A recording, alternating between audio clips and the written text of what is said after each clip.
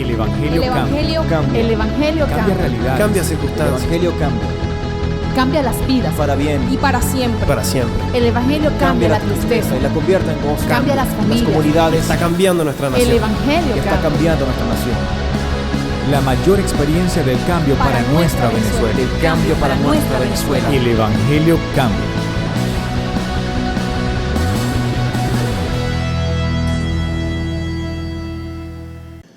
Mi única visión de vida es poner este país a los pies de Jesús.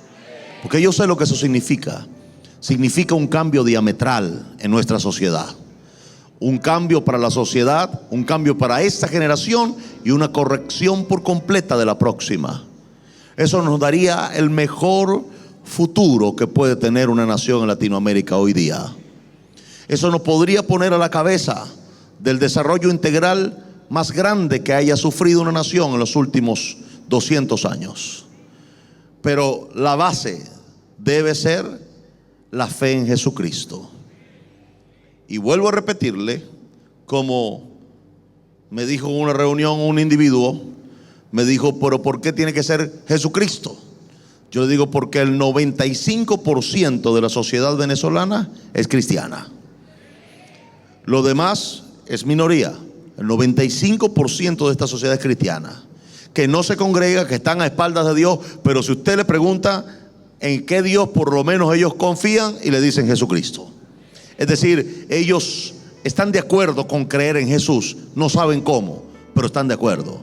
Nuestra labor es mostrarle el camino a ellos, de cómo acceder al Padre por medio de Jesús, de cómo llevar a Jesús a sus corazones y a sus hogares. Esta fue la visión de estos hombres del principio de la iglesia. Y no hay momento más glorioso que el principio de la iglesia cristiana. No hay un principio más glorioso que este. Ahora, usted conoce la historia, tal vez eso fue desvirtuado, tal vez fue un poco afectado en sus principios, en sus visiones en el futuro. Pero la verdad es que empezó bien y va a terminar bien. Ahora, ¿cómo empezó esta gente? Ellos no empezaron abriendo iglesias, ellos no empezaron haciendo organizaciones, ellos no empezaron haciendo conciertos, ellos no empezaron haciendo libros, ellos no empezaron haciendo convocatorias, ellos empezaron predicando a Jesucristo. Lo importante que la iglesia debe captar o capturar de nuevo es la gran responsabilidad dada por Jesús. Si usted no la quiere agarrar, ese es su problema, pero Jesús ya nos las entregó. Jesús nos envió, no yo. O sea, el fastidioso aquí no soy yo, porque el primero en dar la orden aquí para predicar fue Jesús, mi Señor, su Señor. Si yo le soy fastidioso en cada evangelismo nacional y en cada sábado, es porque yo tengo claro cuál es la primera y única orden que Jesús le dio a los discípulos. Y la única que le dijo, no le dijo vayan ni hagan grandes organizaciones, no le dijo vayan y construyan grandes templos, le dijo vayan por todo el mundo y predican este evangelio. Eso fue lo que mi Señor Jesús dijo. Y toda persona que se llama cristiana dentro de esta fe debe tener esa prioridad en su vida. Si no la tiene, usted puede ser parte de un club, pero no parte de la iglesia cristiana.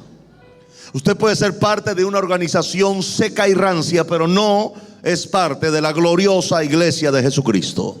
Porque quien cree en Jesús, habla de Jesús. Yo dije, quien cree en Jesús, habla de Jesús. Nadie, óigame esto, nadie que no cree en algo, habla de eso. No escuché amenes aquí ahora. Le voy a recordar lo que dijo Jesús en Marcos capítulo 16, verso 20. Y ellos saliendo predicaron. Pero antes de eso, entonces le dijo en el verso 15: id por todo el mundo y predicad el evangelio a toda criatura. Esa es la orden. La repitió en Mateo, la repitió en Lucas y en Juan lo hizo varias veces. En Hechos, lo primero que le dice a los discípulos es: váyanse a este lugar y no hagan nada hasta que sean investidos o revestidos del poder de lo alto. Pero se lo aclaró para qué era. Le dijo: no, yo no les voy a dar el Espíritu Santo para que ustedes tiemblen, se caigan, lloren, picoteen y todo lo demás. Yo les voy a dar el Espíritu Santo para que me sean testigos, para que testifiquen de mí aquí en Judea, en Samaria y hasta lo último de la tierra. O sea, el Espíritu Santo se los voy a dar para que ustedes puedan hablar de mí con poder, con denuedo, con devoción y con decisión. Estas personas, ¿qué hicieron? Verso 20, y ellos saliendo predicaron en todas partes. Podría usted decir, el evangelio cambia. Después de esto, usted no lo vuelve a leer más. Después de esto aparecen Hechos y después no se vuelve a ver una iglesia tan militante como la iglesia de los Hechos. No se vuelve a ver una clase de generación que salgan a la calle de forma tan agresiva, arrojada, tan valiente a hablar de su fe en Jesús. No existe otra generación desde Hechos hasta ahora. Por eso le digo una cosa, a mí me huele que Jesús está muy cerca. ¿Alguien dice amén a eso? Entonces es importante que entendamos que cuando sale la gente a hablar de Jesús, va a haber una confirmación de la palabra que ustedes hablen. Y cuando ore por algún enfermo y oiga esa palabra acusadora que le diga, no se va a sanar porque tú no eres santo, dígale a esa voz, dígale, cállate la boca, porque el que sana no soy yo, sino Jesús, y Él es santo. Diga eso cuando oiga esa voz. ¿Usted cree que yo no conozco el espíritu de condenación y de religión que viene a la gente y que va a tratar de venir a ti mañana, y cuando empieces a hablarle a una persona de Jesús, esa voz que son demonios te van a decir, tú no sirves para esto, tú eres un hipócrita, tú no deberías estar en la iglesia porque tú eres un hipócrita? Oh, Señor Jesús. Entonces, tenemos que entender que una de las cosas que Satanás quiere es sentarte en esa silla y que no hagas nada por causa del reino de Dios. El asunto de la predicación del evangelio es una orden. Dígale que está a su lado, es una orden. No es un ministerio que usted tiene, que usted va a decir, oh no, es que yo tengo este ministerio profético y tengo que vivir volando en una nube. No, usted tiene que hacer caso. Diga que está a su lado, hermano, haz caso, no seas desobediente. Predica a Jesús. Esto cambia cuando usted entiende que no es una propuesta de ministerio. Lo que Jesús le hace a sus discípulos en este verso 15 del libro de Marcos capítulo 16 no es una propuesta de ministerio, es una orden. Id por todo el mundo.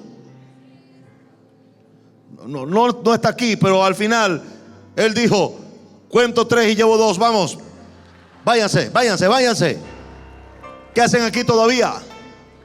Jesús quiso que de inmediato le hicieran caso, y la gente que lo oyó fueron tan obedientes que no se quedaron ahí ni se fueron a su casa, sino que ellos salieron y predicaron en todas partes.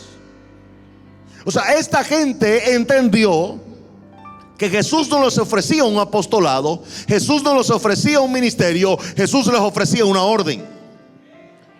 Y Jesús les dijo, vayan y prediquen. Es que yo no me creo capaz, o yo no me creo ¿cómo llamarlo? Equipado para eso. Pues Jesús no dijo, bueno, vamos a hacer una cosa. Cuando ustedes hagan el curso 7 pasos para predicar, entonces pueden salir. No, lo único que Él dijo es, de aquí se van a un lugar y esperan a que sean llenos del Espíritu Santo. Eso es todo. Que el Espíritu Santo venga a ustedes. Todo lo bueno que usted sabe de Jesús, en sus propias palabras, se le empieza a decir a la otra persona, y le aseguro que el Espíritu Santo va a usar esas palabras para convencer al que oye de que es necesario que Jesús entre al corazón de esa persona.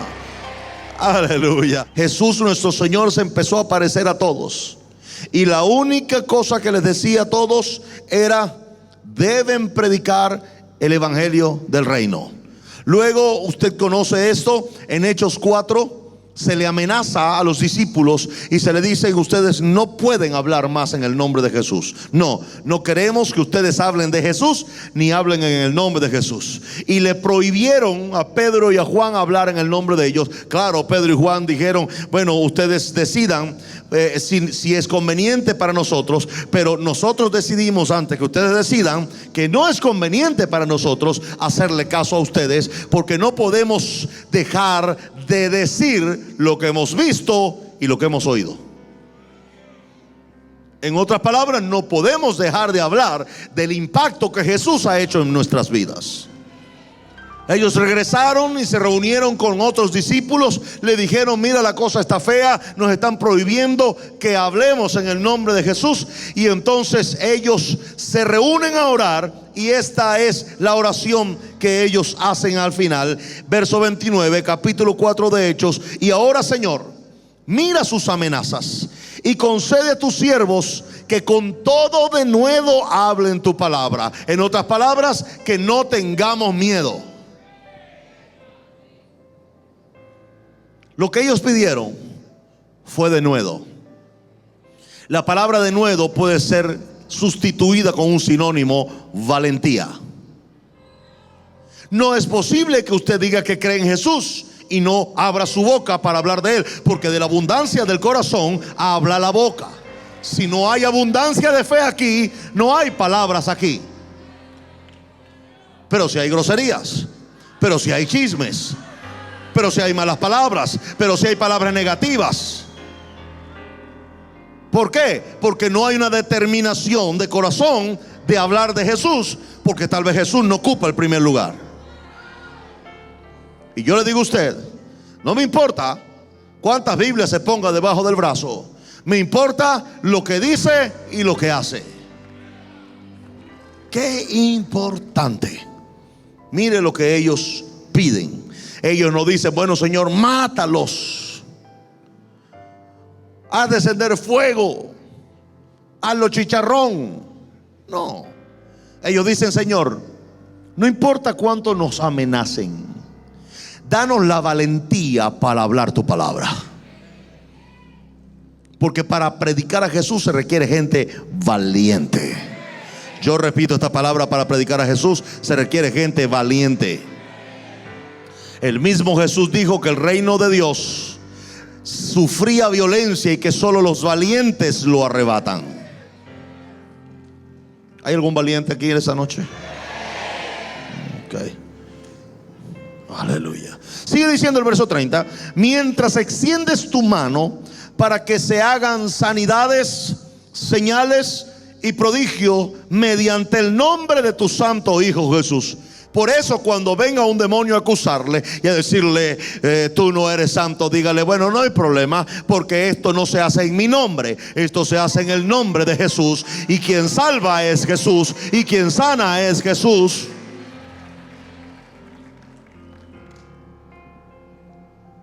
Dígale: esta sola, no me acuses. Dígale: ayúdame. Tenemos que dejar de esa tontería de estar acusándonos los unos con los otros. Que tú no sirves, que tú no eres, que olvídese de eso, tonterías. Quien pierde tiempo viendo al otro nunca hace nada. Usted deje de ver al lado y empiece a ver hacia arriba.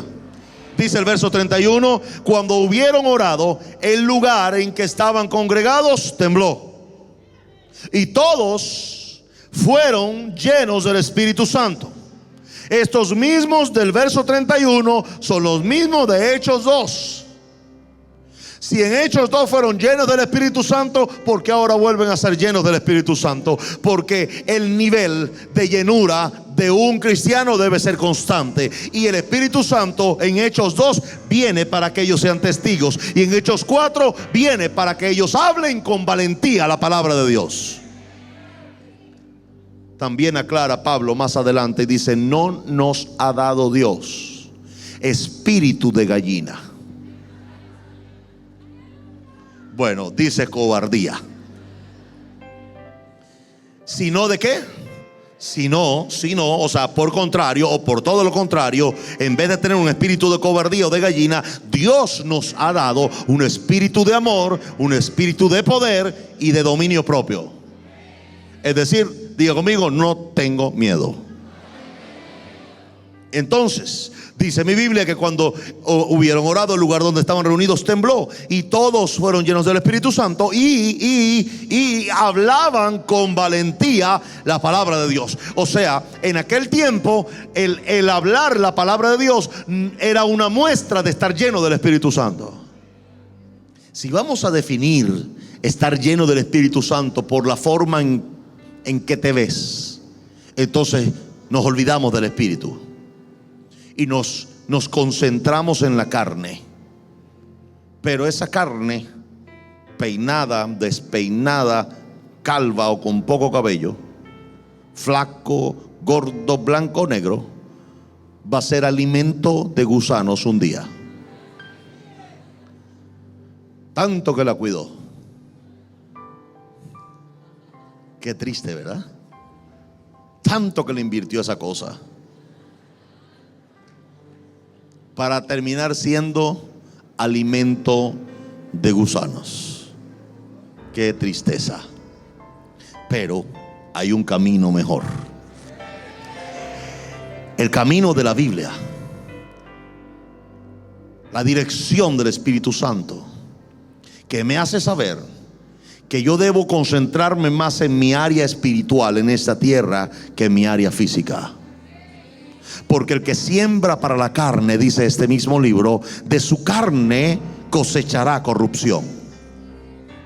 Pero del que siembra para su espíritu, de su espíritu cosechará vida eterna. ¿Alguien va a cosechar vida eterna en esta iglesia? Claro que sí. Si yo oro, soy lleno del Espíritu Santo y entonces salgo y predico la palabra con valentía, ¿cómo se le dice a los que no lo hacen? Sentido común. Análisis sintáctico. No estoy usando gran revelación. Estoy usando un verso común para decirle una verdad eterna.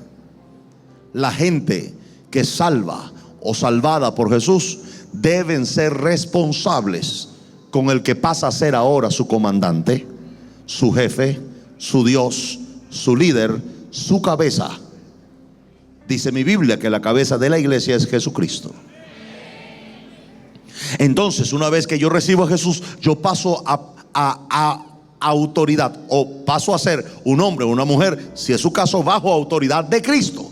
Y Cristo mandó en Marcos capítulo 16, verso 15, que fuera y predicara el evangelio. ¿Qué pasa si yo no lo hago?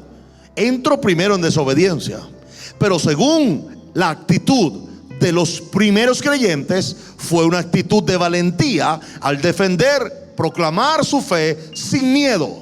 Jesús quiere gente valiente, Jesús quiere gente comprometida, y la quiere tan comprometida que aclara en Apocalipsis 21 y le dice: quiero que sepan que los cobardes entran dentro de la gente más baja, que el reino de Dios puede ver. Aleluya.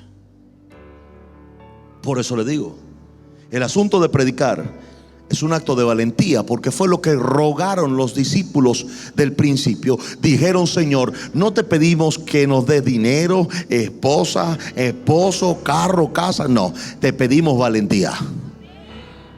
Queremos un bien que no está afuera, está adentro. Queremos ser valientes para hablar de ti. ¿Te puede cambiar? Claro que sí. El asunto es que usted debe entender que la cuestión de la predicación del evangelio no es una opción. No. Ese es el gran problema, que lo hemos planteado en la iglesia como que si usted quiere salga, y si no quiere no salga. No, usted tiene que salir, porque es una orden de mi Señor Jesús.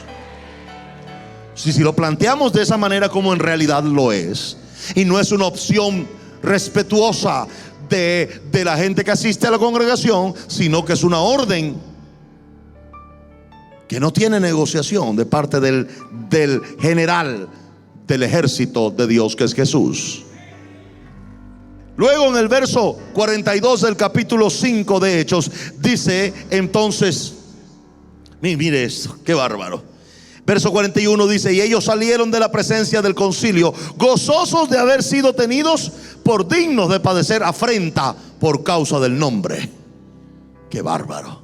O sea, esta gente en vez de asustarse salían envalentonados, porque los perseguían por ser cristianos.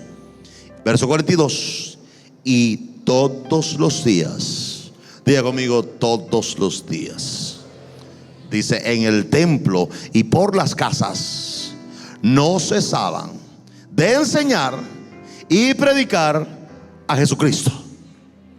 Esto era el evangelio cambia de los hechos. Y esto no lo he vuelto a ver más hasta ahora. La primera manifestación de transportación rápida está en este libro de Hechos. Esto quiere decir que cuando la gente se aboca a la predicación del evangelio, vamos a ver que el primer interesado es Dios. Porque no sé si se ha repetido en otros momentos, pero el único lugar donde lo registra la Biblia es en Hechos capítulo 8, en el verso 40. Felipe le predica a un eunuco. Él estaba en un sitio primero, de repente está allí con él, se consigue el eunuco, le predica el eunuco, lo bautiza, y después que se baja, de repente desaparece. Y entonces dice literalmente, verso 39, cuando subieron del agua, el Espíritu del Señor arrebató a Felipe y el eunuco no lo vio más. O sea, el eunuco dijo: ¿qué se hizo este hombre? Estaba aquí ahorita. Desapareció y apareció en Azoto. Después, tarea para la casa: busque en el mapa dónde estaba Felipe, en el lugar donde se consiguió al eunuco, que era en un lugar que se llama Gaza, ubicado en Jerusalén, y dónde queda Azoto. Y se va a dar cuenta que es lejísimo. Desapareció aquí y apareció en Azoto. Pero Azoto estaba en un lugar arriba. Y el próximo camino, para que usted entienda esto, cuando Felipe recibe órdenes del Espíritu Santo y le dice el Espíritu Santo: vete a Jerusalén, en Gaza, y te vas a conseguir un eunuco, háblale de mí. Los planes de Felipe era ir a Cesarea. O sea, él iba a Cesarea, y el Espíritu Santo le dice: no vayas a Cesarea, vete a este lugar. Él le predica entonces al eunuco, el eunuco recibe a Jesús, se bautiza, desaparece, y él aparece en Azoto. Después lo busca en casa, tarea para la casa.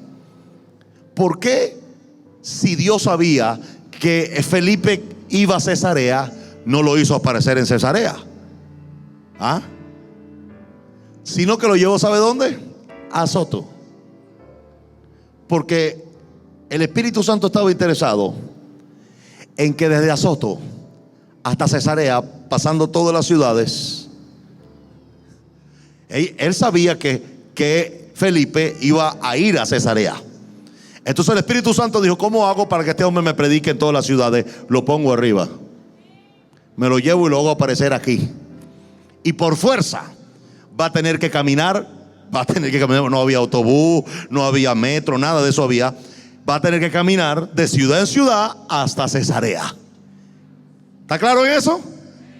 Ahora lea lo que dice el verso 40. Pero Felipe se encontró en Azoto, y pasando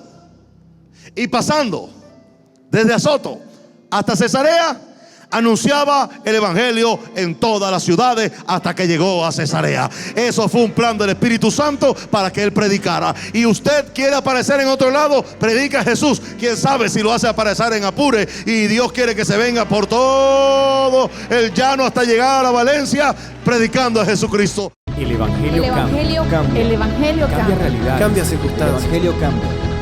Cambia las vidas. para bien Y para siempre. para siempre. El Evangelio cambia la tristeza. y la convierte en gozo. Cambia las familias. comunidades. Está cambiando nuestra nación. El Evangelio está cambia. cambiando nuestra nación. La mayor experiencia del cambio para nuestra Venezuela. El cambio para nuestra Venezuela. El Evangelio cambia.